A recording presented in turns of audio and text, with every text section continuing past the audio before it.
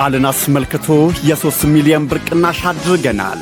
በተወዳጁ ሲኤምሲ ላይ እንደ ኢትዮጵያ እጅግ ቅንጡ ኮምፓውንድ አፓርትመንት ለሽያጭ አውጥተናል። ከፀሐይ ሪል ስቴት አጠገብ የፓርክ እይታ ያላቸውን ከ73 ካሬ እስከ 300 ካሬ፣ ከባለ 1 መኝታ እስከ ባለ 4 መኝታ በተለያዩ የካሬ አማራጮች ከ700 ሺህ ቅድመ ክፍያ ጀምሮ ቀሪውን ያለምንም የዋጋ ጭማሪ ቀስ ብለው የሚከፍሉበት ቀድመው ለሚመጡ ደንበኞቻችን ከ7 እስከ 30% እውነተኛ ቅናሽ አዘጋጅተናል።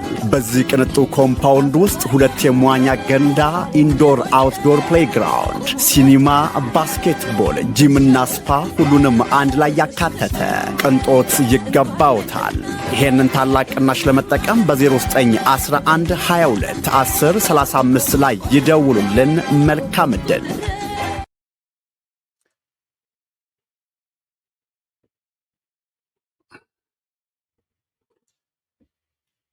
የአሜሪካ መንግስት በኢትዮጵያን ላይ የወሰነው ውሳኔ ትንሽ አስደንጋጭ ውሳኔ ተደርጎ የሚታይ ነው።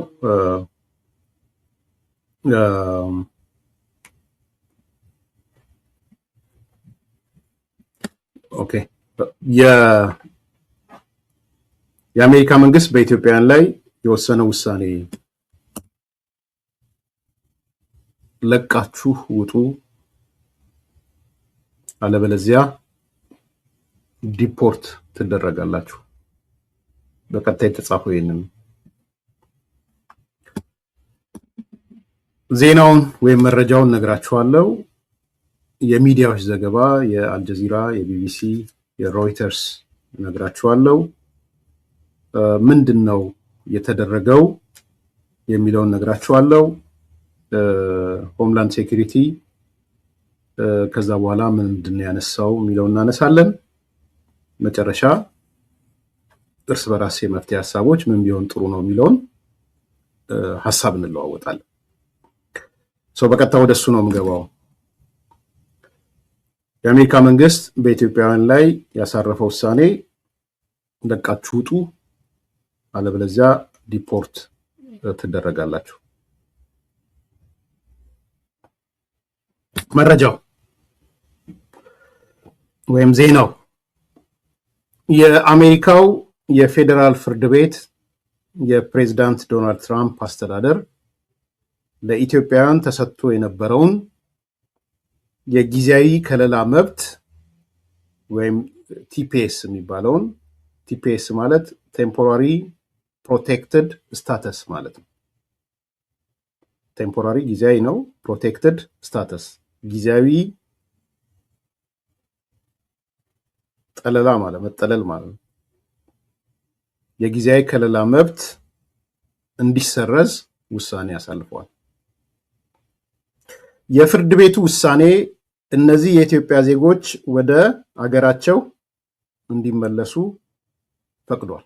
ፍርድ ቤቱ አግዶት የነበረውን ነገር መመለስ አለባቸው ብሎ ፈቅዷል።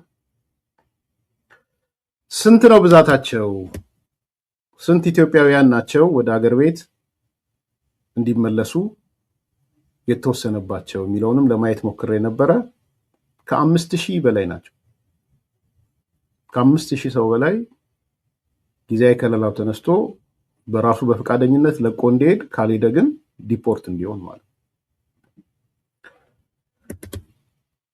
ብዙ ነው። በጣም ብዙ ቁጥር ነው። በነገራችን ላይ የአልጀዚራ ዘገባን አይቸው ነበረ። አልጀዚራ ምንድነው ያለው? የፌዴራል ዳኛ ብራያን መርፊ የትራምፕ አስተዳደር ለኢትዮጵያውያን የሰጠውን ጊዜያዊ ከለላ እንዲያቋርጥ ተላልፎ የነበረውን የሕግ ገዳ ማክሰኞ ዕለት አንስተዋል። ይህም ከለላውን ለማቋረጥ በሕግ በኩል ተደቅኖ የነበረውን የመጨረሻ እንቅፋት አንስተዋል ነው ያለው። ማክሰኞ ማለት ትላንትና ማለት። ስለዚህ ፌዴራል ፍርድ ቤቱ ከለላውን አንስተዋል። አራተኛ ኖት ያደረኩት ምንድነው? ይሄ የተነሳው ቲፒኤስ ምንድነው? ፕሮግራሙ ምን ነበረ? ከለላው ምንድነው? የሚለውን ነገር ትንሽ ክላሪቲ እንዲኖር አዲስ ለሆናችሁ ሰዎች ብዙም ትላንትና ስደውል ብዙ ያልገባቸው ሰዎች አሉ። በነገራችን ላይ ግሪን ካርድ የያዘ እንደው እባክህ መረጃ ጠይቅልን፣ ግሪን ካርድ የያዘ ይባረራል ወይ እንደዚህ ምናምን ብላችሁ የመኖሪያ ያው ግሪን ካርድ መኖሪያ ፍቃድ በጣም ብዙ እንትኖች አሉ። የግሪን ካርድ ኢሹ አይደለም ይሄ። እንዲሁ በዚሁ ባጭሩ መልሼ ለመሄድ ግሪን ካርድ ያላችሁ ሰዎች ትባረራላችሁ አልተባላችሁም። እነዚህ የሚባረሩት ወይም ፍቃዳቸው የተነሳው ቲፒኤስ በሚል በልዩ ሁኔታ ፍቃድ የተሰጣቸው ሰዎች ናቸው። አነሳላችኋለሁ። ይሄ ፕሊስ በተለይ ለእናቶች ላኩላቸው። የዛሬውን ፕሮግራም ቆርጣችሁ እዚህ ሀገር ያሉ ብዙ እናቶች አሉ፣ ከመረጃ ሩቅ የሆኑ እናቶች አሉ፣ በተለያየ ስራ ላይ የተሰማሩ እና ጭንቀት ውስጥ እንዳሉ ሰምቻለሁ። ግሪን ካርድ ከያዛችሁ የግሪን ካርድ የያዘ ሰው አይመለከትም። ይሄ ቴምፖራሪ ፕሮቴክሽን ስታተስ ይባላል። በአማርኛ ምንድን ነው? ባጭሩ ጊዜያዊ ከለላ መብት ነው የሚባለው። ኦኬ፣ ምንድን ነው? በደንብ አብራራለሁ። ከለላው በአሜሪካ መንግስት በተመረጡ ሀገራት የሚኖሩ ዜጎች በሀገራቸው ባለው ሁኔታ ምክንያት መመለስ አደገኛ እንደሆነ ሲታመን በአሜሪካ ለሁለት ነገር በህጋዊ መንገድ እንዲቆዩና መቆየት ብቻውን ትርጉም ስለሌለው ደግሞ የስራ ፍቃድ እንዲያገኙ። ሌሎች ሀገሮች የተራዘመላቸው ያልተነኳለው ሄይቲ ምናምን ማለት ነው። የእነሱ ሀገር ብዙ ኮንሰርን ስለ ኢትዮጵያዊ ነው የምናወራው። ይሄ ሚዲያም የኢትዮጵያዊ ሚዲያ ስለሆነ ማለት ነው። ስለዚህ ምንድነው የሆነው? ራሱ ትርጉሙ ጊዜያዊ ከለላ መብት ማለት ያቺ ሀገር በሆነ ወቅት ላይ የተፈጥሮ አደጋም ይሁን ሰው ሰራሽ አደጋ ደርሶባት ዜጎቿ መመለስ አይችሉም ወደ ሀገራቸው ተብሎ ሲታሰብ የሚሰጥ ጊዜያዊ ከለላ ነው የሚሰጥ። ለጊዜው መኖር ትችላላችሁ፣ ስትኖሩ ደግሞ ባዶ ሆዳችሁን ወይም ሳትሰሩ እንዳትኖሩ ደግሞ የስራ ፍቃድም ይሰጣችኋል። ስለዚህ ሁለት ነገር ነው፣ የመኖሪያ ፍቃድና መኖሪያ ማለት የጊዜያዊ መኖሪያ ፍቃድና የስራ ፍቃድ፣ ጊዜያዊ ስራ ፍቃድ ማለት ነው። እሱ ምን ይባላል? የጊዜያዊ ከለላ መብት ይባላል ማለት ነው። ይሄ ነው። ከኢትዮጵያ አንጻር ምን ይመስላል? መቼ ነው መሰጠት የተሰጠው ለኢትዮጵያ የሚለውን ደግሞ ሁለተኛ ላንሳላችሁ።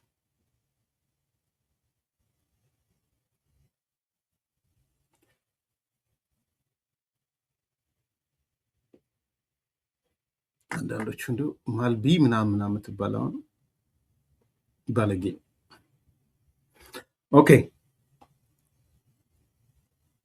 የኢትዮጵያ ይህንን ከለላ ማዕቀፍ ውስጥ የገባችው መቼ ነው? መቼ ነው ይሄን የገባችው? ኢትዮጵያውያን ለመጀመሪያ ጊዜ በአሜሪካ ከለላ ያገኙት በጆን ባይደን ፕሬዝዳንት በሆነ ዘመን በፈረንጆቹ አቆጣጠር በ2022 ነው። በወቅቱ ከለላ ተሰጥቶ የነበረው በአብዛኛው ከሰሜኑ ጦርነት ጋር ተያይዞ ወይም የትግራይ ጦርነት የሚባለው እና ሌሎች ከሱ ጋር ተያይዞ የተሰጠ ነው። የሰጠው ማን ነው? የፈቀደው የጆን ባይደን አስተዳደር ነው። የጆን ባይደን አስተዳደር ከ2022 ጀምሮ ማለት ነው።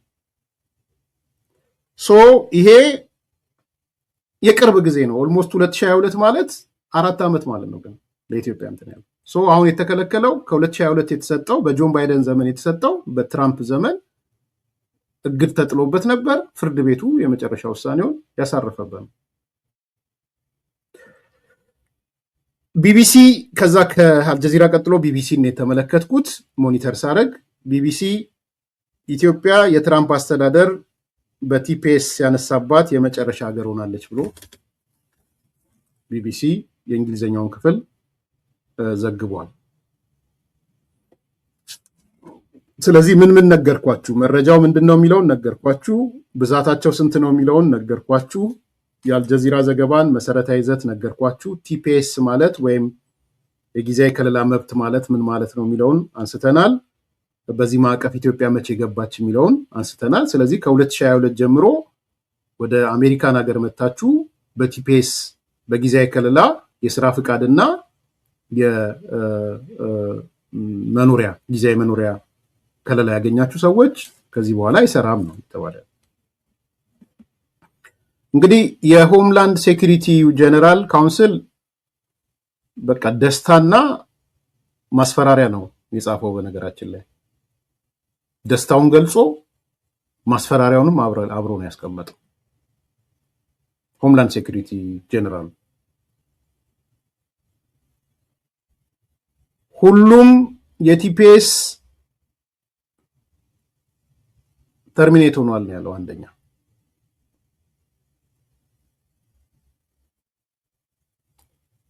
those with terminated TPS should leave now ነው ያለው።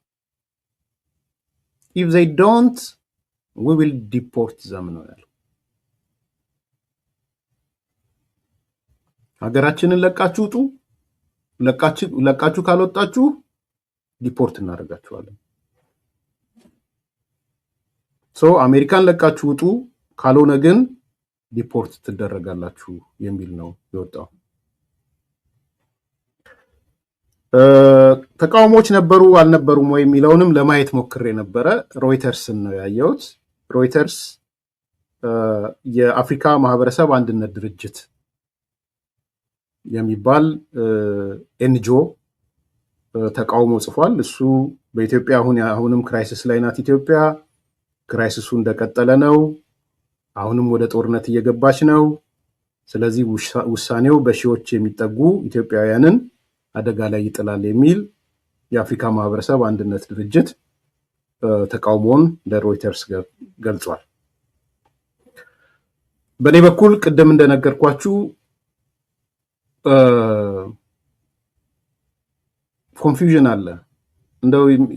እንደዚህ ሚዲያ ላይ በተለያየ መልኩ የምትሰሩ ሰዎች፣ የህግ ሰዎችም ከኔ በላይ በደንብ ማብራራት የምትችሉ ሰዎች ወጣችሁ የህጉን ጉዳይ አይ ቲንክ አዲስ ኮምፓስን መምጣት ብትፈልጉ ሪጋርድለስ ኦፍ ዩር ፖለቲካል አቲቲዩድ እኔ ችግር የለብኝም በፖለቲካ እምነታችሁ።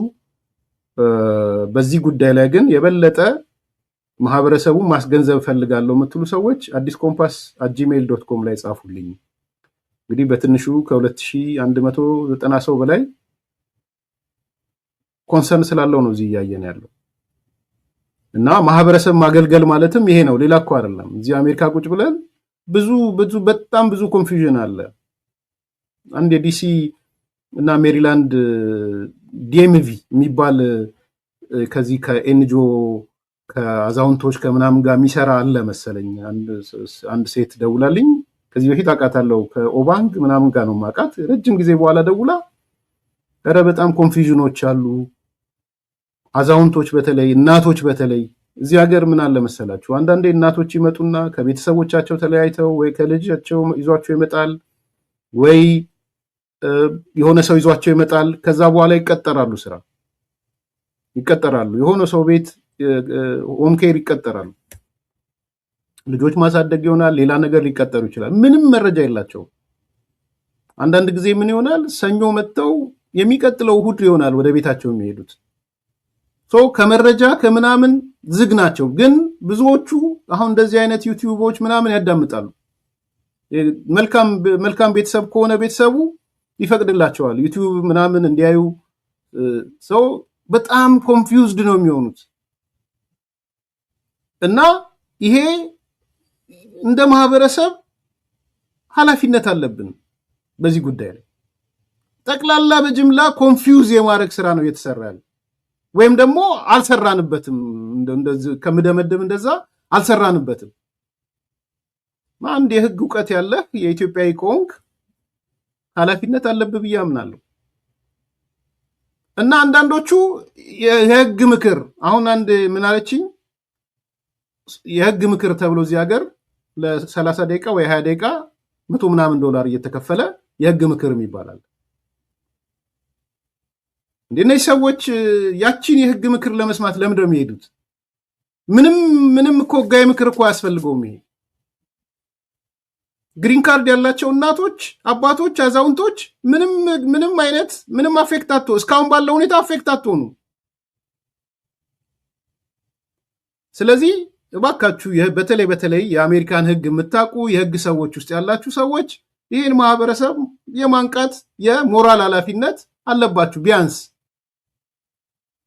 እና በዛ ደረጃ እንዲታይ ነው። ስለዚህ ነምበር 1 ይሄ ጉዳይ የሚመለከተው ከ2022 ጀምሮ ይሄ የትግራይ ጦርነት ከትግራይ ውጭ ተጨማሪ ሌሎች ጦርነቶች የውስጥ ለውስጥ የኢትዮጵያ ያለው ጦርነት እነ ጆን ባይደን ጊዜያዊ ከለላ ያስፈልጋል ብለው የወሰኑት ውሳኔ ነው።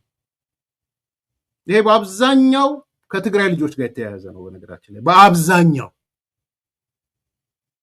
እንደው በግልጽ ልናገረው ከትግራይ ልጆች ጋር የተያያዘ ነው። ፕሬሸርም ማሳድረው የነበረው እንግዲህ በትግራይ ልጆች ስም ያሉ ሊኖሩ ይችላሉ። የተወሰነ ፖለቲካ እንደነበቀለ ገርባ አይነት በይፋ ስለተናገረ እንደነበቀለ ገርባ አይነት በቴምፖራሪ ፕሮቴክሽን እንዳለ ሲናገር ሰምቼዋለሁ። ሌሎች አይ ዶንት ኖ እንግዲህ እንደነ አቶ ልደቱ እንደነ ትንግርቱ ምናምን ሌሎችም ሚስተር ግራንድ ጀስቲፋየር ሌሎቹ ማነው ስሙን ጨምሮ ሊሆን ይችላል። ውጭ ጉዳይ ሚኒስትር የነበረው ገዱ አንዳርጋቸው ምናምን ሊሆን ይችላሉ። በቴምፖራሪ ፕሮቴክሽን ይሆናል ያሉት። አላቅም አሁን ስታተሳቸውን ይቀይሩ አይቀይሩ አላቅም። ያም ሆነ ግን አቶ ልደቱ እንደዛ ይመስለኛል፣ እርግጠኛ አይደለሁም። ያም ሆነ ፖለቲከኞቹን ብቻ የሚመለከት አይደለም። በዚህ በጊዜያዊ ከለላ የቆዩ ብዙዎች አሉ። እነዛ ሰዎች በቅንነት ያሉም አሉ። 5000 ቁጥር ዝም ብሎ ቁጥር አይደለም። ተመሳሌ ተማሪ ሆኖ ግራጁዌት ሲያደርግ መሄድ ይጠበቅበት ይሆናል። አሳይለም ካልጠየቀ ከ2 ዓመት በላይ ካለፈው ከባድ ነው መሰለኝ አሳይለም መጠየቅ። ለትምህርት ከመጣ በትምህርት ቪዛ ከመጣ ዝርዝር ውስጥ አልገባም ብያቸዋለሁ እንዳልፈተፍት። ያኔ የትምህርት ቪዛውን ግራጁዌት ሲያደርግ እኔ በጦርነቱ ምክንያት መሄድ አልፈልግም ብሎ የጊዜያዊ ከለላ የስራ እናንትን ቪዛ እንትን ወስዶ ሊሆን ይችላል። የጊዜያዊ ከለላና የስራ ማለት ነው። አሁን እየተባለ ያለ ሰው ትምህርትንም ጨርሰሃል፣ ከለላ ያስፈልግህም፣ አሁን ያለው ሁኔታ በኢትዮጵያ ያለው ሁኔታ ያንን ፕሮቴክሽን የሚፈልግ አይደለም፣ ሂድ ነው እየተባለ ያለው። ስለዚህ የሚመለከታቸውና የማይመለከታቸው ሰዎች አሉ። እነዚህ የሚመለከታቸው እነከሌ ናቸው፣ የማይመለከታቸው እነከሌ ናቸው። እንግዲህ እኔ ስለ 5000 መፍረድ አልፈልግም። በነገራችን አሁን የታባታቸው እንደዚህ የመንግስት ተቃዋሚ ምናምን በሚልም እንደዛ መግባትም አልፈልግም። አሜሪካ ውስጥ በብዙ መንገድ ስለሚመጣ መዓት የውሸት አሳይለም ኬዞች እንዳሉ እናውቃለን። አሁን እዛ ዲቴይል አልገባም። የጊዜ ጉዳይ ሆነ እንጂ ከነዚህ ሰዎች መካከል በቅንነት መኖር ፈልጎ ኢኮኖሚ ጥያቄ ሆኖበት ግን በዚህ አይነት ኬዝ ውስጥ የገቡ ሰዎች ይኖራሉ። ስለዚህ እኔ እንዲህ አይነት ናቸው ብዬ ካራክተራይዝ ማድረግ አልፈልግም። ብዙዎች ደግሞ አሜሪካ መኖር የተሻለ ስለሆነ በዛ ምክንያት ለመጡ መዓት አሉ ብዬ ስለማስብ ማለት ነው። ያም ሆነ ግን ውሳኔው ቀላል ውሳኔ አይደለም። ብዙ ነገሮችን ያናጋል።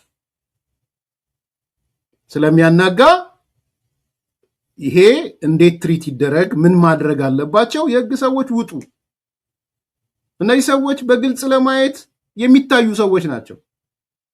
እነዚህ 5000 ሰዎች ዝም ብሎ ከዝግን ተደርጎ 5000 ናቸው ምናምን አይደለም። ስማቸው ይታወቃል፣ አድራሻቸው ይታወቃል፣ የሚሰሩበት ቦታ የሚሰሩ ከሆነ ይታወቃል። ቢኮስ የስራ ፍቃድም ወስደዋል።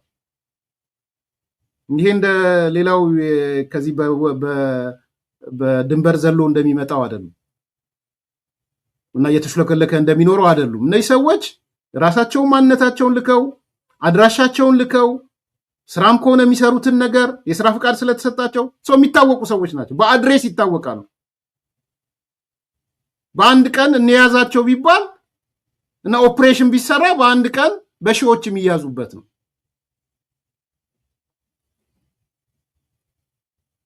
አይ እሱን ላምልጥ ብለህ ደግሞ የምትጠፋ ከሆነ ምንድነው ኢፌክቱ? በደንብ መታየት አለበት። ተይዘው ዲፖርት ቢደረጉስ ምንድነው የሚሆነው? ስለዚህ እኔ የህግ ሰዎች ይሄንን መታችሁ አብራሩላቸው። እነማንን ይመለከታል? የሚመለከታቸው ሰዎችስ በመሸሸግ በመደበቅ እንደሌላው ማምለጥ ይችላሉ ወይ? ቢያዙ ምንድነው የሚለውን ነገር በደንብ መታየት እና ማብራሪያ ብትሰጧቸው። አዲስ ኮምፓስ እንዳልኩት ብዙ የህግ ሰዎች አንዳንድ ሚዲያ ላይ የምትሄዱ ስላላችሁ እኔ አውልትራይ ኮንታክት ለማድረግ ግን አዲስ ኮምፓስ @gmail ብትልኩልኝም እኔ ሪጋርድለስ ኦፍ የእናንተም የኔም ፖለቲካ አመለካከት አስተናግዳችኋለሁ። ይሄን መንገር እፈልጋለሁ። ከዛ በተረፈ የፖለቲካ ሰዎች አሉ። እኔ እንደው አሁን ባለው ሁኔታ መበሻሸቂያ ማድረግ አልፈልግም እና እከሌ ጉድፈላ የታባት ልትሄድ ነው ምናምን ማለት አልፈልግም። this is a matter of chance የጊዜ ጉዳይ ነው። ስለዚህ እኔ ለፖለቲከኞች ያለኝ ምክር ሐሳብ ኤምባሲውን ጨምሮ የኢትዮጵያ ኤምባሲ በተለይ በፖለቲካ ላይ እነዚህ ፊገር ያላችሁ ሰዎች ማለት በግልጽ የምትታወቁ ሰዎች የኢትዮጵያ ኤምባሲ እኔ ጥሪ እኔ ኢፋይ ዌር ጥሪ ነው ማቀርብላችሁ አቶ ልደቱን ጨምሮ ግራንድ ጀስቲፋየርም ውጭ ጉዳይ ሚኒስትሩም የነበረው አቶ ገዱም ሌሎቹም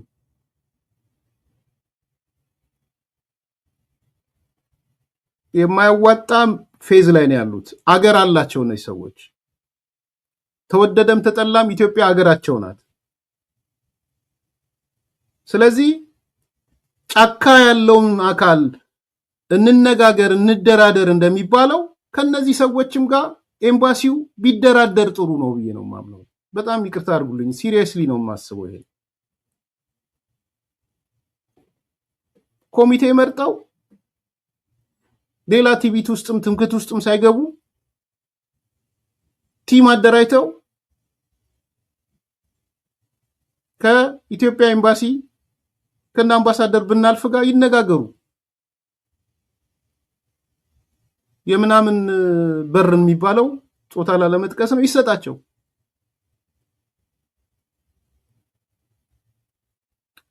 ድርድርም ከሆነ ይደራደሩ። በነገራችን ከዚህ ከታጣቂው ጋር ተያይዞ ከምናምን ጋር ተያይዞ ከመንግስት ጋር ተያይዞ ብዙ የተናገሩ ብዙ ነገሮች አሉ። እነዛ ነገሮች በድርድር ማለቅ ይችላሉ። በመልሶ መነጋገር ማለቅ ይችላሉ። ስለዚህ እኔ እንደነ አቶ ልደቱ አይነት ሰው እንደነ ትንግርቱ አይነት ሰው እነ ግራንድ ጀስቲፋየር እነ ገዱ አቶ በቀለ ገርባ የመሳሰሉት ኮሚቴ አደራጅተው የሰው ኃይል አደራጅተው ከኢትዮጵያ ኤምባሲ ጋር ይነጋገሩ፣ ይደራደሩ። ዲፖርት ቢሆንም እኮ ዲፖርት ሆኖ እኮ የሚሄዱት ኢትዮጵያ ነው። አትሊስት አገር አለን ብለው ሰላማዊ ትግል የሚያሰቡ ከሆነ በሰላማዊ ትግሉ ሰላማዊ ኑሮ ከፈለጉ በሰላማዊ ኑሮ የሚኖሩበት። ምክንያቱም እዚህ ጋር የማሸነፍ መሸነፍ ጉዳይ አይደለም። እዚህ ጋር እና ጫካ ውስጥ ያለው ሰው እየገደለ ምናምን ያለውን ከነሱ ጋር ተባብሮ እሱናም ና እያልነው አይደል እንዴ? አስረስ ይቅርብ ልትሞት ነው ና ተደራደር። እስክንድር እዛ ጫካ ውስጥ አዋጣም ከባድ ነገር ውስጥ ነው ያለው፣ ናውጣና ተደራደር። ግድ የለም የሚጠቅምህ መደራደር ነው እያልነው እስክንድርን እየለመንን የእስክንድር ውጭ ሀገር ያለው ሰው በዚህ ምጉስ ውስጥ ያለ ሰው አትደራደር ማለት ፌር ስላልሆነ ማለት የሞራልም ጉዳይ አይደለም፣ ይሄ የህግ ጉዳይ ነው። ስለዚህ እኔ እነ ትንግርቱን የመሳሰሉት ሰዎች ከዚህ በፊት የተናገራችሁት ነገር አለ እሱን ለትውስታ ነው ማመጣው እንግዲህ ቀኑ ደረሰ ትንግርቱ ስትናገር የነበረው ከባድ ቀን መጥቶብሃል ሰበር ዜና ብለን ያቀረብከው ወንድማችን ትንግርቱ ሰበር አስታውሳለሁ ወደ ፈረንጆቹ አዲሱ ዓመት አካባቢ ነው ልክ ይሄ ውሳኔ ሲወሰን ወደ ፍርድ ቤት ከመሄዱ በፊት ተረጋጉ ሰበር ዜና ያውም ለአማራ አለን ያላችሁ ኢሳያስ ያውም ለአማራ ብሎ ማለት ነው እና ያኔ ፕሮግራም ሰርተንባል ያውም ለአማራ ብለን ፕሮግራም ሰርተንባል ዛሬ ቀኑ እየደረሰ ነው ስላንተ ላይሆን ይችላል አይ ዶንት ኖ ስታተስን ስለማላቅ አንተ ላልካቸው ግን ያውም ለአማራዎች መፍትሄው እሱ ነው ወይ መፍትሄው የኤርትራ መንግስት በርግጥስ ከዜጎቹ ከህዝብ ብዛቱ በላይ ውጭ ሀገር ያሰማራ 400,000 ኤርትራውያን ወንድም ትንግርቱ 400,000 ኤርትራውያን አዲስ አበባ ነው ያሉት 400,000 ለምን ይመስላችኋል 400,000 ኤርትራውያን አዲስ አበባ ያሉት ሰምታል የመሰለቱ ሪፖርት የአፍሪካዋ ሰሜን ኮሪያ የሰመኑ መነጋገሪያ እኮ እሱ ነው የሆነው የኤርትራ መንግስት እኮ ያሳበደው ትንግርቱ አብዶ በአሜሪካ ባለው መግለጫ ወጣው ስለ ዲክታተርነት እኮ ስለተወራበት ዶቼ ቬለ ቤት ዲክታተሩ ይሉታል ቢቢሲ ቤት ዲክታተሩ ይሉታል ሮይተርስ ቤት ዲክታተሩ ይሉታል ጠቅላላ ሚዲያ ሲከፍቱ ዲክታተሩ ይላሉ ጠቅላላ ሲሄዱ ከኢሳያስ በኋላ ኢትዮጵያ ኤርትራ ምን ትሆናለች ይላሉ እንዴ እውነት እኮ ነው ከኢሳያስ በኋላ ኤርትራ ምን እንደምትሆነው እኔ ለጀነራል ዋጫም ጠይቄዋለሁ ጦርነት ባይኖር እንኳን ጀነራል ዋጫ ከጦርነት አንፃር ነው ያብራራው ባይኖር የለም ጦርነት በቃ ምንድነው የምትሆኑት ኢሳያስ ሲሄድ እንደ ማግኔት ታጣቋቸዋል አይደለም ይያልኩ ያለሁት በጭቆና አጣቋቸዋል ሁለት አይነት ሰላም ነው ያለው ባይዘው ሁለት አይነት ሰላም አንደኛው ሰላም መጥፎ ሰላም የሚባለው ነው ኤርትራ ያለው ይሄ እያንዳንዱ ቤት የእያንዳንዱ ግርግዳ ያወራል የሚባለው ማለት ነው ባልና ሚስት የማይተማመኑበት ማለት ነው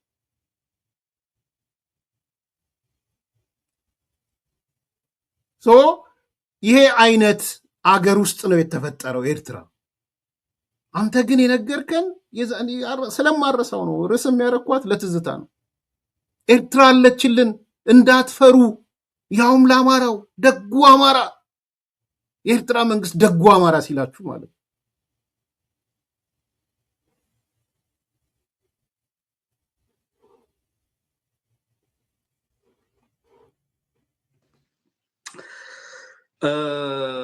ከሰበር ዜናው ሊጀምር ሰበር ዜና የኤርትራ ሚዲያዎች ወል ከዛ በፊት መጀመሪያ ማነሳላችሁ ምንድነው ቴምፖራሪ ፕሮቴክሽን ስታተስን በተመለከተ ብዙ አስቂ ነገር ነው ከብልጽግና እየሰማን ያለነው የዚህ የቴምፖራሪ ፕሮቴክሽን ስታተስ መነሳትን ተከትሎ ብልጽግና በስፋት አማራዎች ተላልፈው ሊሰጡኝ ነው እያለ ፕሮፓጋንዳ እየሰራ ነው ያለው እንደውም በጣም አስቂ ቪዲዮዎች ሁላ ሲደርሱኝ ነበር ዛሬ ሻንጣቸውን ተሸክመው ምናምን እናቶ ገዱ ኢንጂነር ይልቃል እኔን ጨምሮ እነ መዓዛ እንደዛ እያደረጉ ሲያሳዩ ነበር የነበሩት ለምን አማራዎቹን ብቻ መርጦ እንደሚያሳዩ አልገባኝም ኤኒዌይ ቴምፖራሪ ፕሮቴክሽን ላይ ያሉ እና በሌሎች አይነት ስታተሶች በጣም በርካታ አይነት ስታተስ ነው ያለው እዚህ ሀገር ያ መግለጫ የሚመለከተው በዋናነት ቴምፖራሪ ፕሮቴክሽን ስታተስ ላይ ያሉ ሰዎችን ነው ለመግለጽ ነው ይሄንን ለብልጽግና ለማስረዳት ይቸገራለሁ ኤኒዌይ ግን ይሄንን ነገር ላንሳው ብዬ ነው በተመሳሳይ ግን ከስቱዲዮ ቀን ላይ ከወጣው በኋላ የኤርትራ ሚዲያዎች በዚህ በአማራ በተለይ አማራ ተወላጅ ሆነው የቴምፖራሪ ፕሮቴክሽን ስታተስ ላይ ያሉ ወደ ሀገር ቤት የመመለስ ችግር የሚገጥማቸው ልሂቃን ካሉ በተለይ ደግሞ የተለየ አደጋ እንዳለ እንግዲህ አማራውን አስሮ እያሰቃየ ነው ያለው ያገዛዝ የቻለውን ይገላል፣ የቻለውን አማራ ያሰቃያል፣ የቻለውን ይሰውራል፣ ይገላል፣ ያግታል። እውነት ለመናገር ተጨባጭ የሆነ ትሬት ያለበት ህዝብ ነው የአማራ ህዝብ እንደ ህዝብ ማለት ነው።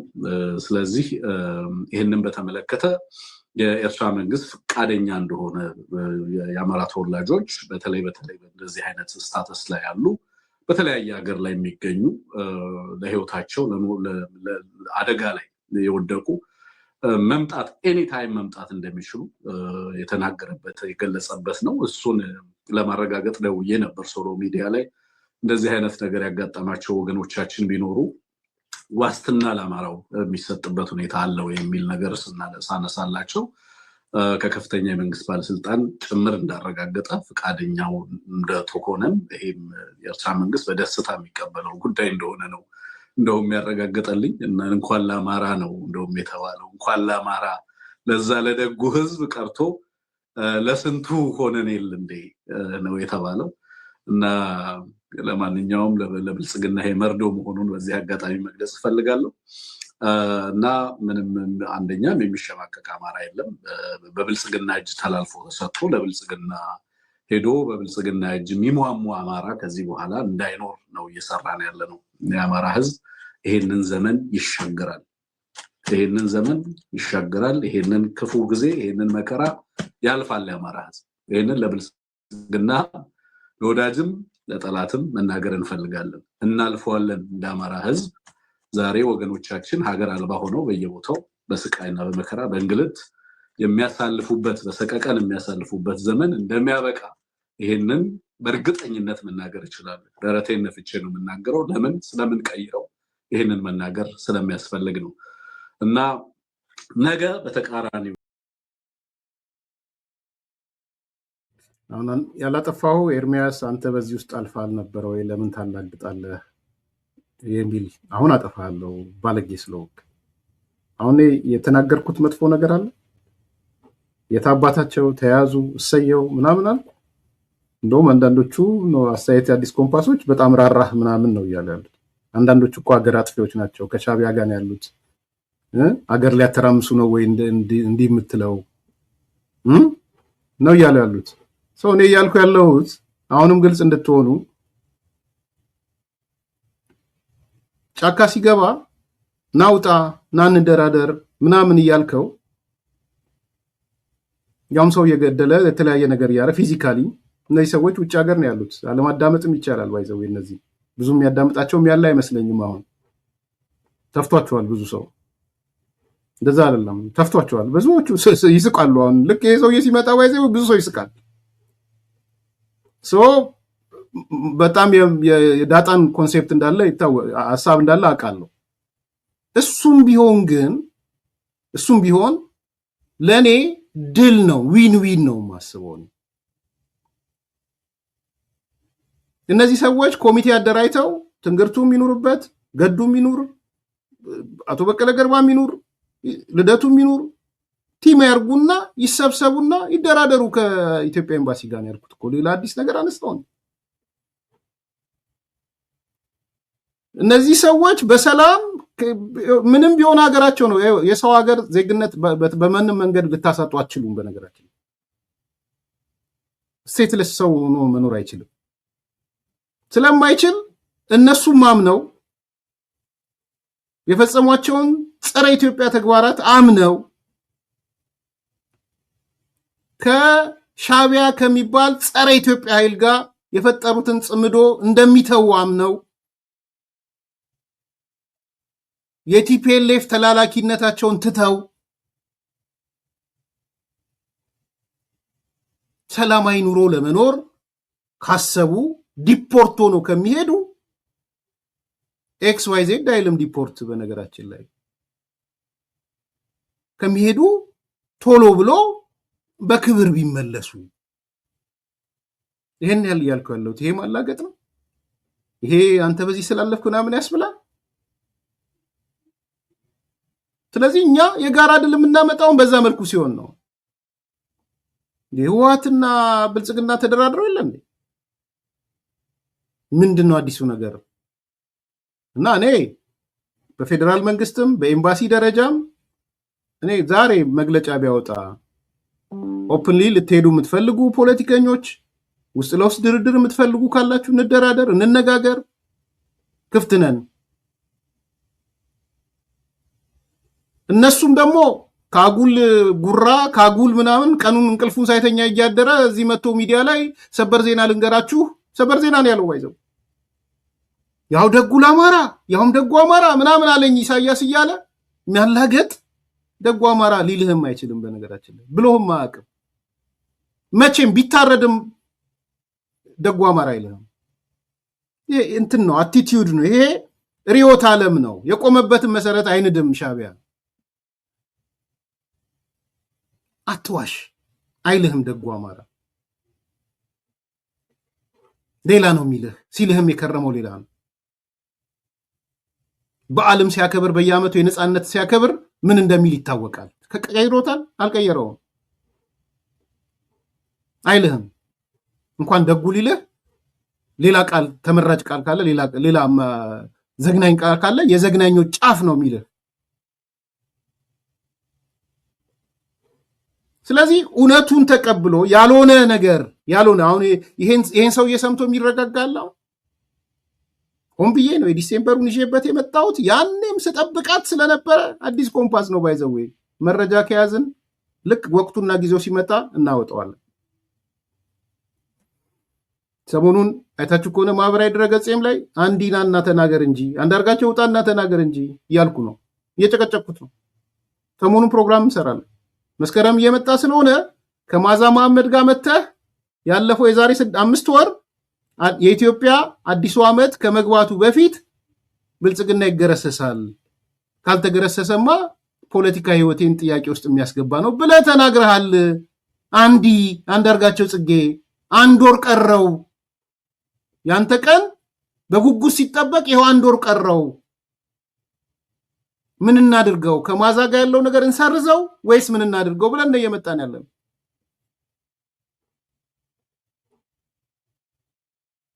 ስለዚህ የሚመጡትን ነገሮች ከሆነ ነገር ጋር ተሳስረው ሲመጡ ይሄም ተብሏል ብለን እንመጣለን።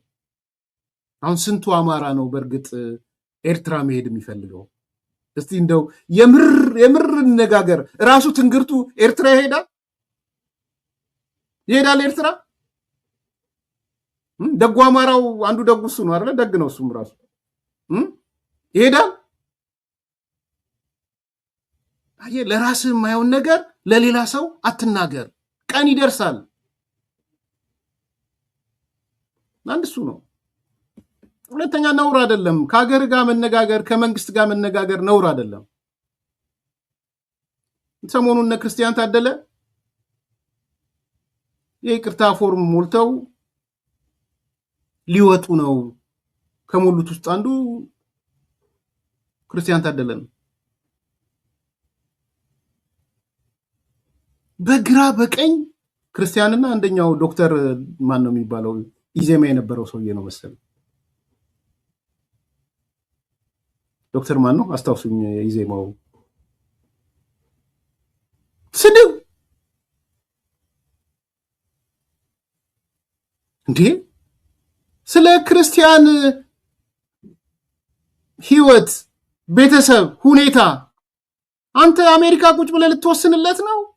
ኧረ ነውር ነው በእናታችሁና የአንዳንዶቻችሁ ወጣችሁበትን መንገድ የሚዩ የቅርቦቻችሁ ሰዎች የሚናገሩትን እኔ እዛ ውስጥ ተራ ነገር ውስጥ አልገባም። አሁን እንዴት አሜሪካ ለመውጣት ምን እንዳደረጋችሁ የነገሩን እኮ ነው። መልስም አልሰጣችሁም። የተነገራችሁን ለአንዳንዶቻችሁ አሜሪካ ለመውጣት ምን አደረጋችሁ የሚለውን ያው አብረዋችሁ የነበሩ ሰዎች እየዘከዘኩ ነው።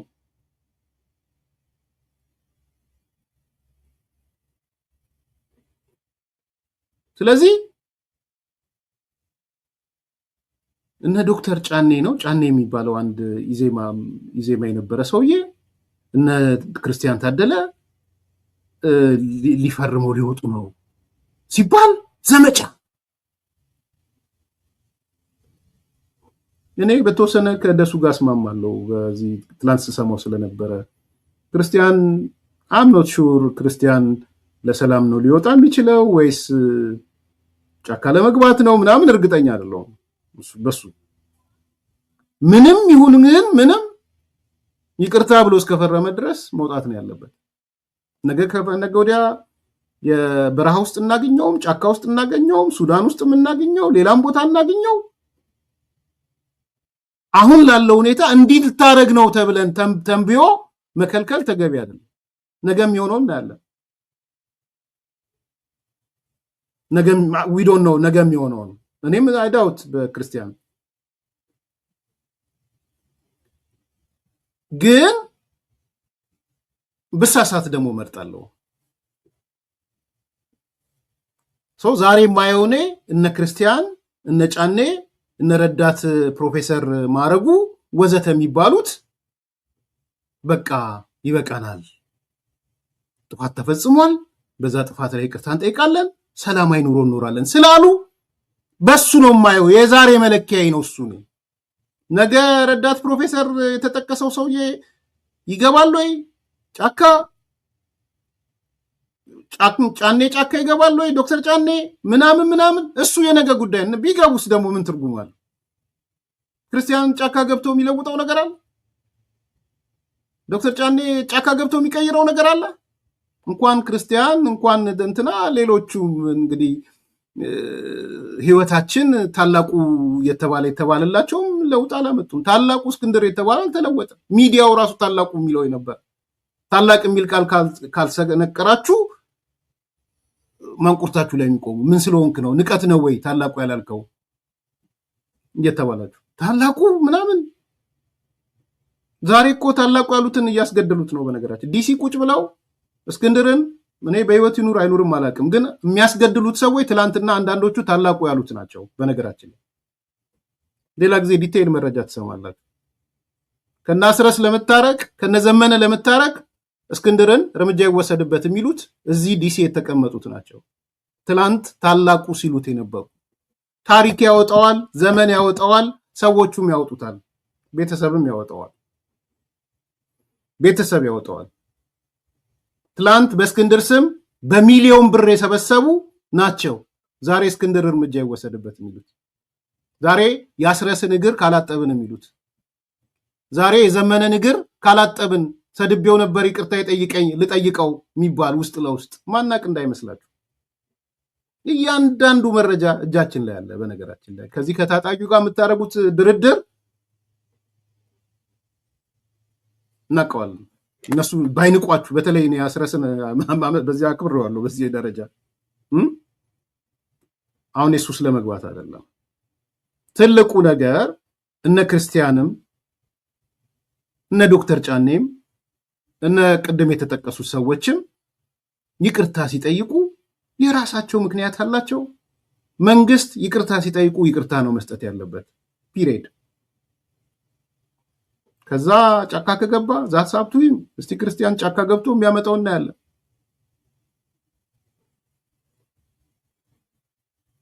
ክርስቲያን ማረጉ ወንደሰን እና ዮናስ ናቸው። ጫኔ የሚባል ማን ነው? ዶክተር ጫኔ የሚባል አለ አንድ አይደለ? እሱም ነው የሰማሁት። አፋሪት ስትሩ አላውቅም። ዶክተር ጫኔ ማለት የኢዴፓ ከልደቱ ጋር ሲጣላ የነበረው ልደቱ ቀማኝ ብሎ በልደቱና በሱማል ኮንፍሊክት ተፈጥሮ ኢዴፓን አፈረሰብኝ ነው የሆነ ነገር ብሎ እዛ ኢዜማ ገብቶ የነበረው ማለት ነው። ልጠቅልለው እኔ ይበቃል ብዬ ስለማስብ እናንተ ፖለቲካው ላይ ያላችሁ ሰዎች ቆም ብላችሁ ይሄ ምንድነው የሚል የፈጠራችሁ ነበራችሁ አይደለ? አሁን የት እንደ ከሰማ አላቅም የትብብር ነው ምናምን ብላችሁ ያላችሁ ሰዎች አቶ ልደቱ የሚያስተባብረው አሁን ቁጭ ብላችሁ በውርደት እያንዳንዱ ግለሰብ ስታተሱን አላቅም ብያችኋለሁ።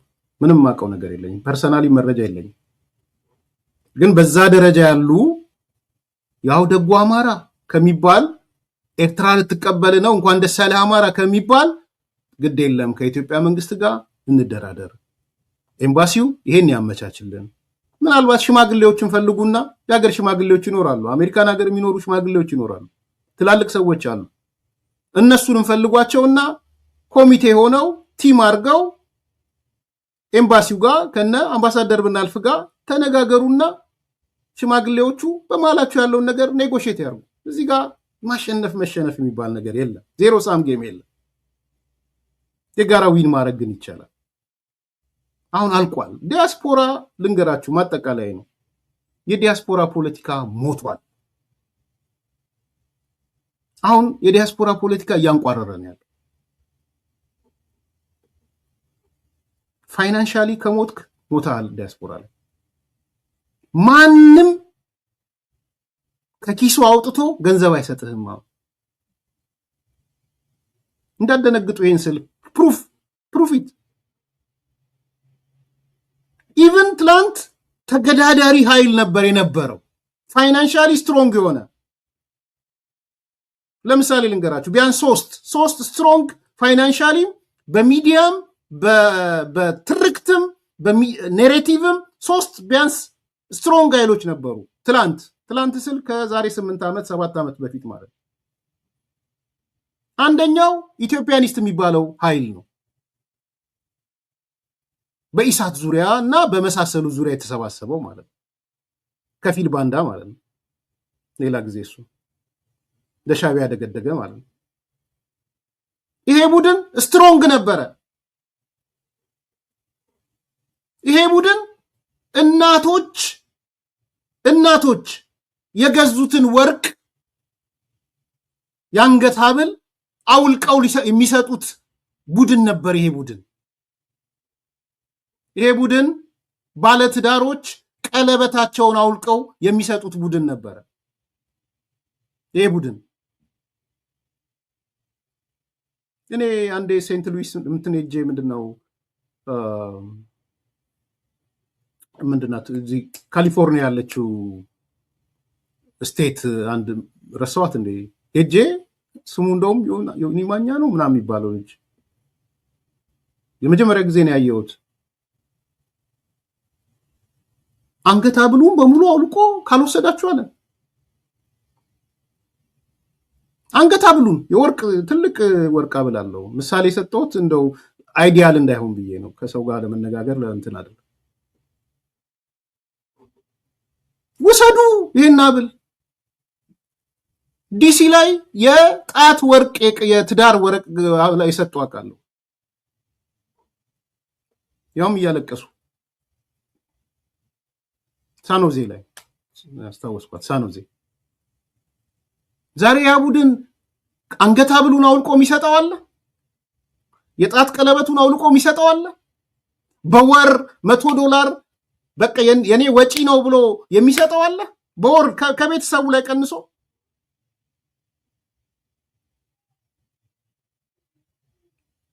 ፕራክቲካሊ የተገኘውበት ስለሆነ ነው የሚሰጠው አለ። አሁን መጥቶ መንዝሊ የእናንተ ገቢ ነው ብሎ በወር $100 $200 የሚሰጣል።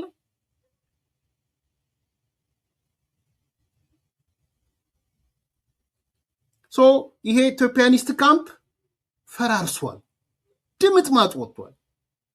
አንድ በሉ ፋይናንሻሊም ኔሬቲቭ በሆነም ወዘተ ማለት ነው። ሁለተኛ የትግራዩ ግሩፕ ነበረ። ሁለተኛ ጠንካራ የትግራይ ብሔርተኛው በጣም ስትሮንግ ተገዳዳሪ። በነገራችን ላይ መኪናማ ተውት በሽ ነበር እኮ መኪና እኮ አንዳንዱን አንወስድም እኮ ነበረ። ታውቃላችሁ? አዲስ ኢትዮጵያ ያላችሁ ሰዎች ስሙ። ኢሳት በቃ ሰልችቶት መኪና መውሰድ በኋላ እንደውም ከሆኑ ድርጅቶች ጋር ተነጋግሮ ድርጅቶቹ በቀጥታ መውሰድ ሲጀምሩ አለ ተገላገለ። ኢሳት መኪና እንደ ጉድ ሰዎች ገና የኒው ይር ሲመጣ ወይም ታክስ ይር ሲመጣ እዚህ ሀገር መኪና ይገዛል። ባህሪው የምታውቁት ከሆነ ካልሰማችሁም አዲስ ኢትዮጵያ ያላችሁ ሰዎች ታክስ ይር የሚባል አለ። ከሱ ቀጥሎ ብዙ ሰው መኪና ይገዛል። ኤፕሪል አካባቢ ላይ ታክስ ዘመን ላይ የሆነ ታክስ ሪተርን የሚባል አለ። ታክስ ሪተርን ያገኛል ብዙ ሰው። ያኔ መኪና ምናምን ይገዛ። መኪና ሲገዛ አሮጌውን መኪና ለሌላ ሰው አይሰጥም፣ ውሰዱልን ነው የሚለው ይሳል። ይሄ ማለት ኦል ኦቨር አሜሪካ ነው የምነግራችሁ፣ ዲሲ ወይ ሜሪላንድ አይደለም። አለ እሷም ዛሬ አለ። ሰዎች ደውለው መኪናዬን ውሰዱልኝ በቃኝ እኔ አዲስ መኪና ገዝቻለሁ የሚል አለ። በዚህ ደረጃ የነበረ ኮሚትመንት ነው ልንገራችሁ። ግብረ ኃይል እያንዳንዱ ስቴት እኔ በትንሹ ከ20 ምናምን በላይ ስቴት ሄጃለሁ። አንዳንዶቹ ጋር 3-4 ሎስ አንጀለስ ለምሳሌ ከ3 በላይ እነዛ የግብረ ኃይሎች ወይም ምንድን ታስክ ፎርስ አሉ። አሁን ዛሬ አሉ? የለም፣ ፈርሷል። ናቹራል ነው መፍረሱ። ደግሞ ታክስ ሪፈንድ ኦር ሪተርን። ስለዚህ በኢትዮጵያኒስት ካምፑ ፈራርሷል። አጀንዳም ሴት ማድረግ አይችልም ከዚህ በኋላ። ወደ ብሔርም ተወሽጓል። አሁን አንዳንዶቹ ተሰብስበው ከካምፑ ወጥተው የዘር ፖለቲካ ውስጥ ገብተዋል። ሁለተኛው የትግራይ ኃይል ነው። የትግራይ ብሔርተኛ ነው። የትግራይ ብሔርተኛም ተንፍሷል። እንደ ድሮ አይደለም። ትላንት አሉላና ዳዊት ከበደን ስሰማቸው ነበረ። ጥሩ ቃለ መጠይቅ አድርገዋል። ስሟቸው ሄዱና ምን ትለዩበት ሀሳብ ሊኖር ይችላል። ትንሽም እንደውም ጫር አድርጌያለሁ። ሌላ ጊዜ እመለስበታለሁ። ትልቅ ሀሳብ ስለሆነ አሉላ የሚናገረው ነገር አለ። ዳዊትም አሜሪካ ነው የነበረው ይመስለኝ ነበረ ብሎ ያለው ማለት ነው። ትላንት የትግራይ ብሔርተኛን ጠርንፎ የያዘው ቲፒኤልኤፍ ነበር። የትግራይ ህዝብ ሁሉ ህወሓት ነው፣ ህወሓት ሁሉ የትግራይ ህዝብ ነበር። ይዛኔ ውጭ ሀገርም ኢቭን አሉላን ብትጠይቁት እንዴ ህወሓት ሁሉ ትግራይ ነው፣ ትግራይ ሁሉ ህወሓት ነበር የሚላችሁ። ዛሬ ምን አለ? ህወሓት ቲኤምኤችን አፈረሰብን አለ። ዛሬ ለምን አፈረሰብን? የህወሓት ሚዲያ መሆን አለበት ብሎ ሲጠይቀኝ አይሆንም ስለው እንግዲያውስ ፍልፈል ሆነን እንፈለፍልና እናፈርሳለን አለ። አፈረሱታል። ፍልፈል ሆነው አፈረሱታል። ከመቀሌ የተወረወረው ፈንጂ ቨርጂኒያ መጥቶ ቨርጂኒያ ያለውን ስቱዲዮ አሌክዛንድሪያ ያለውን ስቱዲዮ አፈራረሰው። የመቀሌው ፈንጂ በሱ ብቻ አላቆመም። አሉላ ገንዘብ የሆነ ባህል ፌስቲቫል ምናምን በትግራይ ስም በትግራይ ይባላል አለ። ጠቅላላ ሰው ገንዘብ ምናምን ይመጀርጣል። ስሙ ፌስቲቫል ነው፣ ትግራይ ነው ስሙ።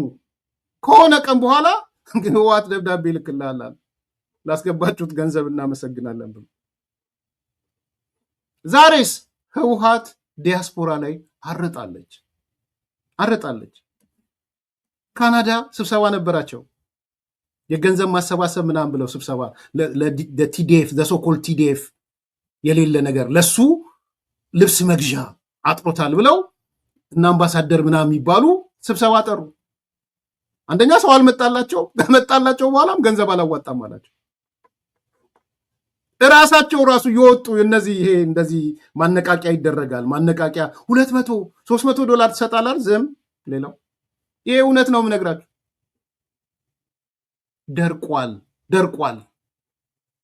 የትግራይ ብሔርተኛ ተገዳዳሪ የነበረው አቅሙን ሉዝ አድርጓል። ዛሬ የት ነው ታዩታላችሁ? ረጎሮ ምናምን ብሎ ሲንከባለል ምንም ጥሩ ነው፣ መንከባለል መጥፎ ነው እያልኩ አይደለም። ታዩታላችሁ? የለም፣ እርስ በራስ እየተበላላ ነው። አውራጃው ነው የሚበላላበት። ደግሞ እሱ ቆጦ አንዱ ትላንትና ደወለና እሱ እኮ መቀሌ ነው አለኝ። እኔ እዛው በጸበል አልኩት። እሱ እኮ አድዋ ነው አለኝ። አንደኛ እየተበላሉ ያሉት መቀሌ፣ አድዋ፣ ኮረም ምናምን እየተባባሉ ነው። በነገራችን ዲያስፖራ የምሬን ነው። ትላንት ደውሎ አንዱ ከሌ እኮ አድዋ ነው፣ ያንተ ተጋሩ አይደለ ሆይ ትግራይ አይደለ ሆይ ነው ነኝ። ግን አታውቀውም። የትግራይ ፖለቲካ ነው ፈራርሷል፣ ተንፍሷል። ዲያስፖራ ላይ የትግራይ ብሔርተኝነት የማንሰራራት እድሉ ከባድ ነው። ቢኮዝ ትግራይም ተንፍሷል። አሁን እንደፈለገ ተኮፍሶ መጥቶ አገረ ትግራይ ምናምን ሲሉ ትሰማላችሁ። አይሉም።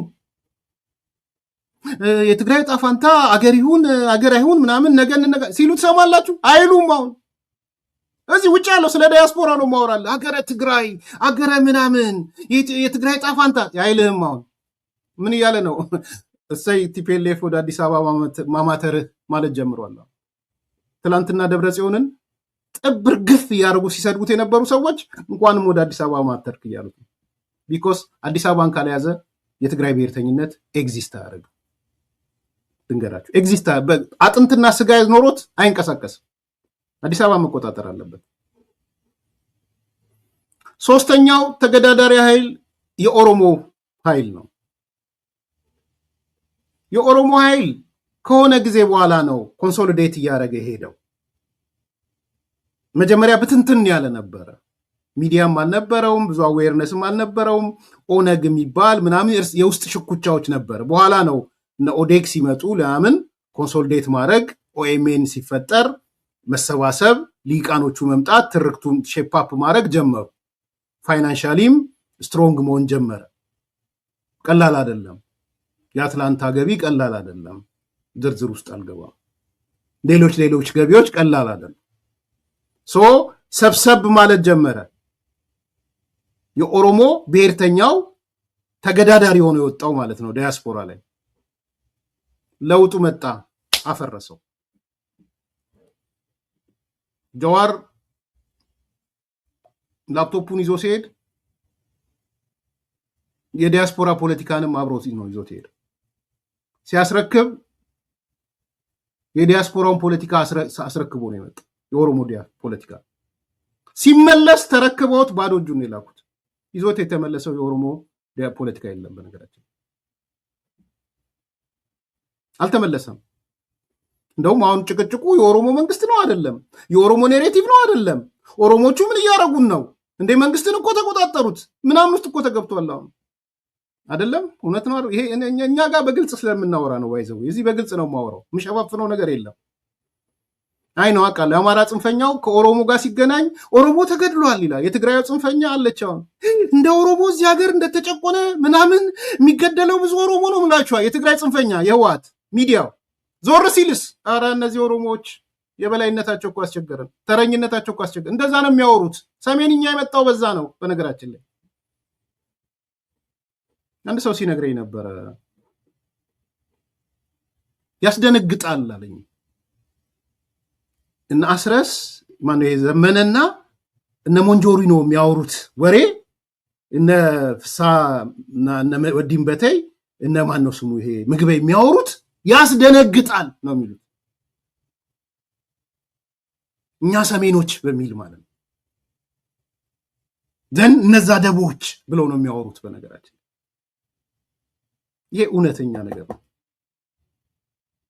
ሶ ከላይ ኦሮሞ ተገደለ፣ ኦሮሞ ምናምን። አንድ አማኑኤል የሚባል ልጅ አለ። በአንድ ወቅት የሞተና አማኑኤልን የአማኑኤል ጭንቅላት የአማኑኤል አይን ምናምን ይለዋል።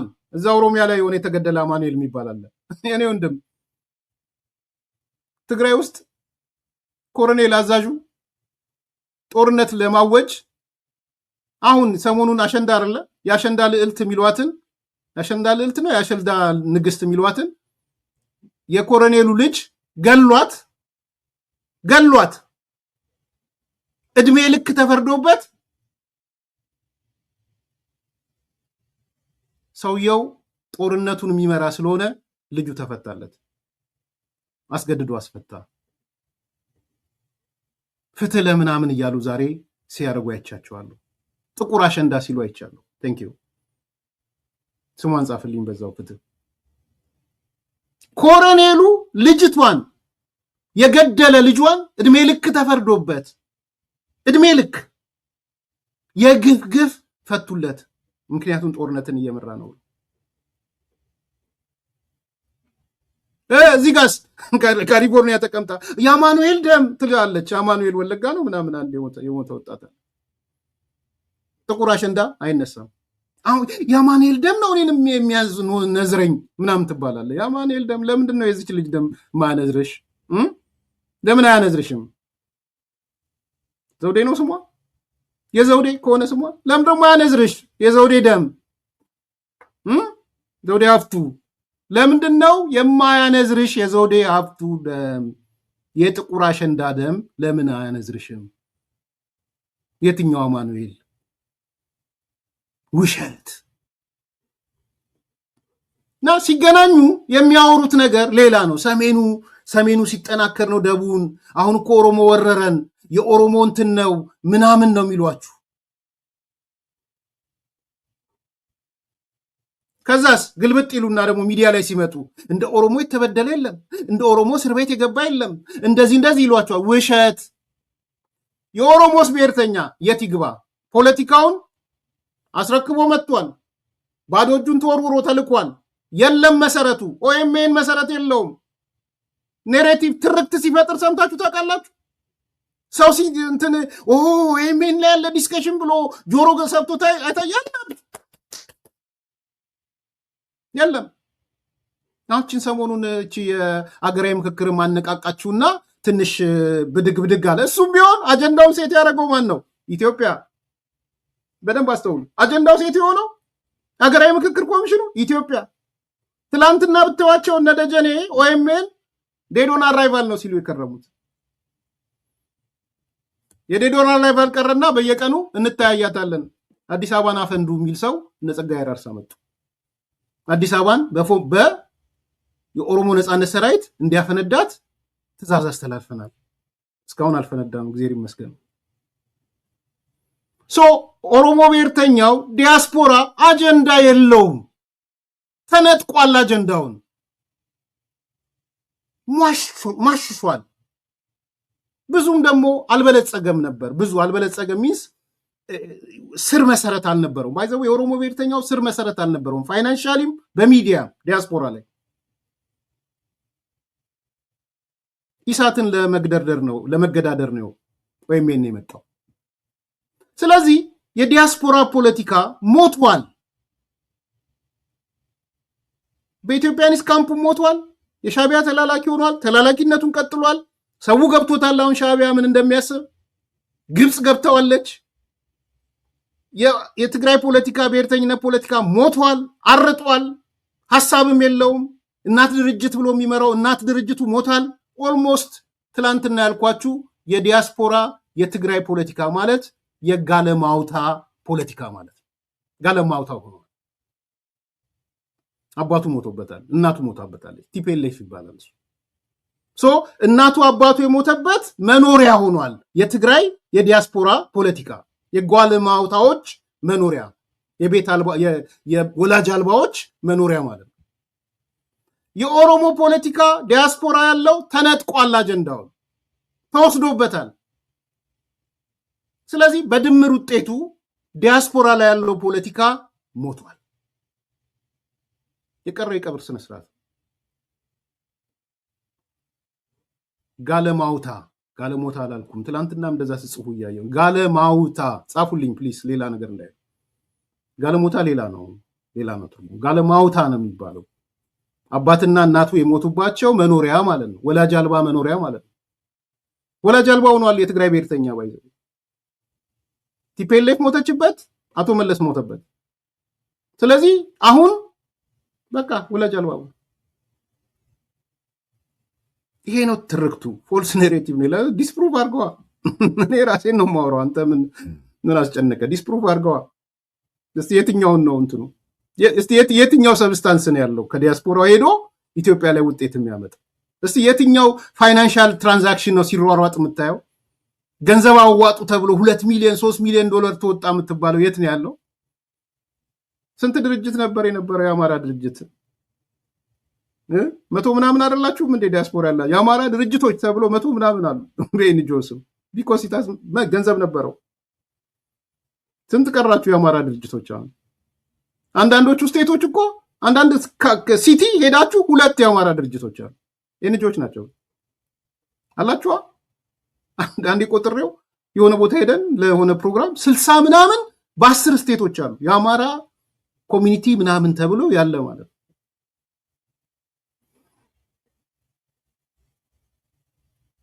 ጓለማውታ ያልኩት። ስለዚህ ትልቁ ነጥብ ፋይናል ልጨርሰው፣ ይሄን አትልፉ። ውጭ ሀገር በቲፒኤስ ውስጥ ያላችሁ ፖለቲከኞች ሌላ መንገድ የለም ለእናንተ። ቲፒኤስ ውስጥ ያላችሁ ፖለቲከኞች በፊት ለፊት የምትታወቁት በተለይ በውርደት ዲፖርት እንዳትሆኑ ሽማግሌ ፈልጋችሁ ከኢትዮጵያ ኤምባሲ ጋር የሚያደራድራችሁ በስክነት በክብር ተመለሱ። የኢትዮጵያ መንግስትም ልብህን ክፈት እና አምባሳደር ብናልፍ ልባችሁን ክፈቱ። አነጋግሯቸው፣ ተደራደሩ፣ አወያዩዋቸው፣ ይመለሱ። እኔ ይሄ ነው የመጨረሻ ምክሬ። አባት ያውም ለአማራ ግድ የለም ይቅርብህ። ኢሳያስ ያውም ለአማራ አይልህም። ጥይት ማብረጃ ነው እያደረገ ያለው። ልንገርህ፣ ጥይት ማብረጃ። መጀመሪያም ጀነራል ባጫ እኮ ነገረህ። ጦርነቱ ሳይጀመር ያሰለጥን ነበር አማራው። ምን ያውቃል? ያ መረጃ 40 ሺህ ሰው ነው የወሰዱት። ባይዘው ጦርነቱ የሰሜኑ የትግራይ ጦርነት ሳይጀመር ገና 40 ሺህ አማራ አሰልጥነው ትግራይ ወስዶ እነ ኢሳያስ ማለት ነው 40 ሺህ ትሬን ያደረጉት የአማራውን ኃይል ሲያደርጉ በምንድን ነው ትሬን ያደረጉት? የሻቢያ ተላላኪ አድርገው ማለት ነው። ባይዘው ትሬኒንጋቸው ጸረ ትግራይ ነበር። ማንዋላቸው የፖለቲካ ማንዋላቸው ያሰለጠኑት ሰው ጸረ ትግራይ ነበር ያሰለጠኑት። ሰው ምንድን ነበር ያሰቡት? 40 ሺህ አማራ ጸረ ትግራይ ያሰልጥነዋል፣ እሱ ገብቶ የሚፈጽመው ነገር ይበቃናል ብለው ነበር። ቲፒኤልኤፍ አንቀልቅሎት ሰሜን ዕዝን መታ፣ አንቀልቅሎት ሚሳኤል ወደ ኤርትራ ተኮሰ። እልል በቅምጤ ብሎ ኢሳያስም ገባ። ይሄ 40 ሺህ ያሰለጠነውም ገባ። የሚሆነው ሆነ።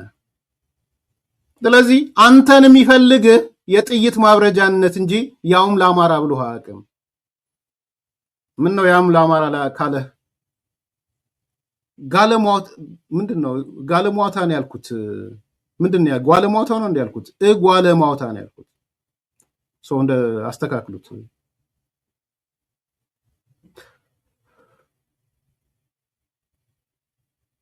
ስለዚህ 40 ሺህ ሲያሰለጥንህ ያሰለጠነህ ኢትዮጵያ ውስጥ እንዴት ሁከትና ብጥብጥ ፈጥራለሁ ጸረ ትግራይ አሰልጥኖ ትግራይ ላይ የሚደረግ ነገር ካለ ፌደራል መንግስቱን አላመነም። ያን ፌደራል መንግስቱን ብዙ የትግራይ ኮሎኔሎች ጀነራሎች እንዳሉ ያውቃሉ። ዝም ብሎ አይደለም። ይሄው ውስጥ ሚስጥሩ ይግባችሁ። ኢትዮጵያ መከላከያን ሻቢያ አላመነው። the reason why ብዙዎቹ ጀነራሎች የትግራይ ልጆች ናቸው። ኮሎኔሎቹ የትግራይ ልጆች ናቸው።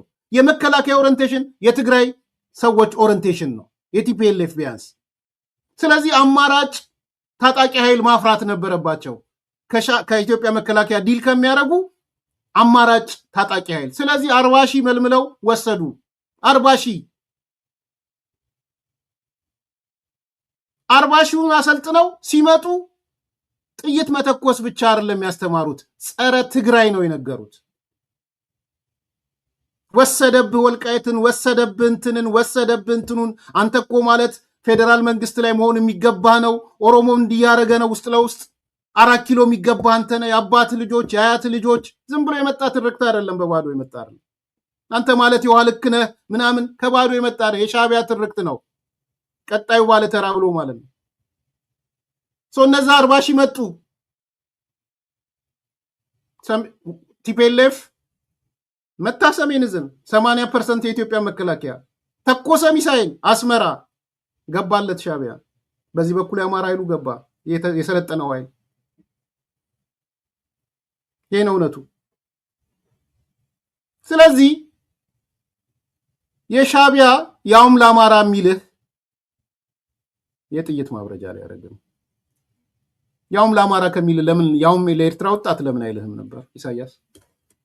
እንደዚህ በገፍ የሚወጣው ወጣት እያለ 400 ሺህ ኤርትራውያን አዲስ አበባ እያሉ ያውም ለኤርትራውያን ለዜጎች ለምን አላለህም? ያውም ለአማራ የሚልህ ብዙ አወራው። ላይክ አርጉ፣ ሰብስክራይብ አርጉ፣ ሼር አርጉ። በተለይ ሼር ማድረጋችሁ እንዳትረሱ። መልካም ቀን። በዓልን አስመልክቶ የ3 ሚሊዮን ብር ቅናሽ አድርገናል። በተወዳጁ ሲኤምሲ ላይ እንደ ኢትዮጵያ እጅግ ቅንጡ ኮምፓውንድ አፓርትመንት ለሽያጭ አውጥተናል። ከፀሐይ ሪል ስቴት አጠገብ የፓርክ እይታ ያላቸውን ከ73 ካሬ እስከ 300 ካሬ፣ ከባለ 1 መኝታ እስከ ባለ 4 መኝታ በተለያዩ የካሬ አማራጮች ከ700 ሺህ ቅድመ ክፍያ ጀምሮ ቀሪውን ያለምንም የዋጋ ጭማሪ ቀስ ብለው የሚከፍሉበት ቀድመው ለሚመጡ ደንበኞቻችን ከ7 እስከ 30% እውነተኛ ቅናሽ አዘጋጅተናል። በዚህ ቅንጡ ኮምፓውንድ ውስጥ 2 የመዋኛ ገንዳ፣ ኢንዶር አውትዶር ፕሌይግራውንድ፣ ሲኒማ፣ ባስኬትቦል፣ ጂምና ስፓ ሁሉንም አንድ ላይ ያካተተ ቅንጦት ይገባውታል። ይሄንን ታላቅ ቅናሽ ለመጠቀም በ0911 22 10 35 ላይ ይደውሉልን። መልካም ዕድል። በዓልን